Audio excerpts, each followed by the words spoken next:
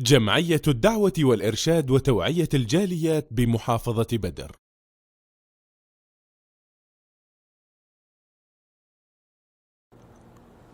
الحمد لله رب العالمين والصلاة والسلام على اشرف الانبیاء والمرسلین اما بعد. محترم سامعین و ناظرین، معلم کائنات، معلم بشریت، امام الانبیاء، امام الرسل جناب محمد الرسول اللہ صلی اللہ علیہ وسلم نے انسانیت کو، انسانوں کو ہر قسم کی چیز کی تربیت دی، چاہے اس کا تعلق معاملات سے ہو یا عبادات سے ہو.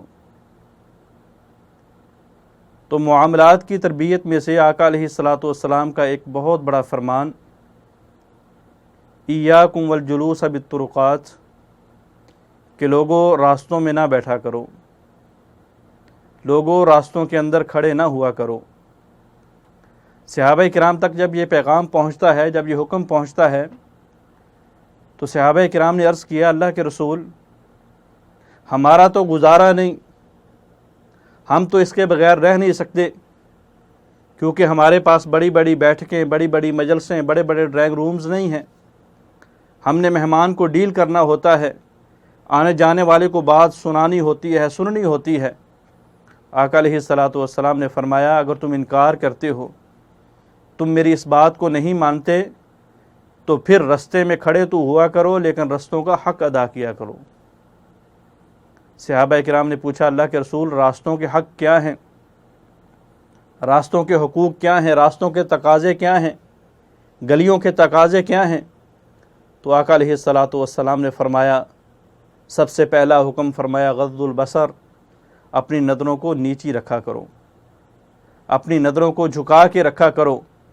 وہ راستے ہیں، ان راستوں کے اندر غیر محرم عورتوں نے گزرنا ہے، کسی کی ماں، کسی کی بہن، کسی کی بیٹی نے گزرنا ہے، روزمرہ کاموں کے لیے ایک گھر سے دوسرے گھر جانا ہے. تو آپ نے اپنی نظروں کی حفاظت کرنی ہے، نظروں کو جھکا کے رکھنا ہے، تاکہ گزرنے والی یہ اللہ کی بندیاں آرام سے گزر جائیں، سکون سے گزر جائیں، بے خطر گزر جائیں. اور آقا علیہ الصلاۃ والسلام کی اس حدیث سے یہ ہمیں حکم ملتا ہے، اور آقا علیہ الصلاۃ والسلام کی حدیث کا یہ تقاضا ہے کہ ہم راستے کے اندر اس انداز میں کھڑے ہوں کہ ہمارے پاس سے ہر گزرنے والا بے خوف و خطر گزر جائے. کہیں ہم اپنی نظروں کو تیر بنا کے، کہیں ہم اپنی نظروں کو نیزے اور کھنجر بنا کے اس کے جسم کے آر پار نہ کر دیں. کہیں ایسا نہ ہو کہ ہم راستے کے اندر کھڑے تو ہوں، لیکن ہمارے درمیان اور اللہ کی مخلوق کتے کے درمیان کو فرق نہ ہو. دوسرا حق فرمایا، وکف الاذی، تکلیف دہ چیز کو دور کرنا.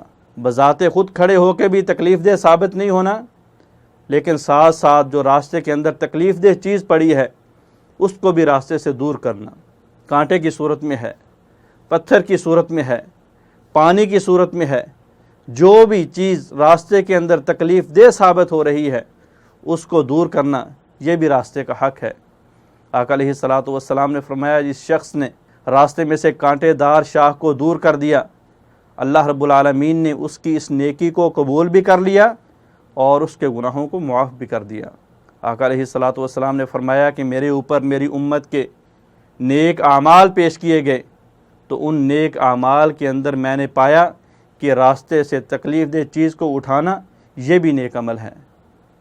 اور اسی طرح آقا علیہ الصلاۃ والسلام نے فرمایا کہ راستے سے تکلیف دہ چیز کو اٹھانا صدقہ ہے. جس طرح ہم روپیہ خرچ کرتے ہیں، پیسہ خرچ کرتے ہیں، ریال اور دولار خرچ کرتے ہیں، جس طرح ہمیں صدقہ کرنے سے ثواب ملتا ہے، اسی طرح ہمیں راستے سے تکلیف دہ چیز اٹھانے سے ثواب ملتا ہے. راستے کا تیسرا حق آقا علیہ الصلاۃ والسلام نے فرمایا، ورد السلام، سلام کا جواب دینا. آپ راستے میں کھڑے ہیں، اپنی بیٹھک کے سامنے کھڑے ہیں، اپنی دکان کے سامنے کھڑے ہیں، گزرنے والا آپ کو سلام کہتا ہے تو اس سلام کا جواب دینا.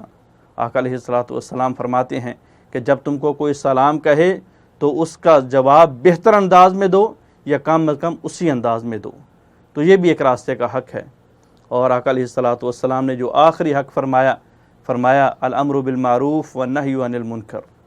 راستے میں کھڑے ہو کے جو تمہارے سامنے شریعت کی خلاف ورزیاں ہو رہی ہیں، جو تمہارے سامنے اخلاقیات کے جنازے نکالے جا رہے ہیں، جنازہ نکالنے والوں کو نیکی کا حکم دینا اور اس کو برے کاموں سے روکنا، کیونکہ الامر بالمعروف والنہی عن المنکر یہ امت محمدیہ کے سب سے بڑی خصلت ہے، امت محمدیہ کی فضیلتوں میں سب سے بڑی فضیلت ہے۔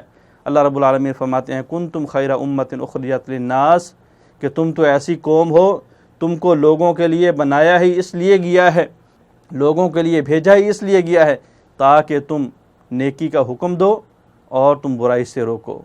اللہ سے دعا ہے اللہ رب العالمین ہمیں راستوں کے حق ادا کرنے کی توفیق عطا فرمائے۔ السلام علیکم ورحمۃ اللہ وبرکاتہ۔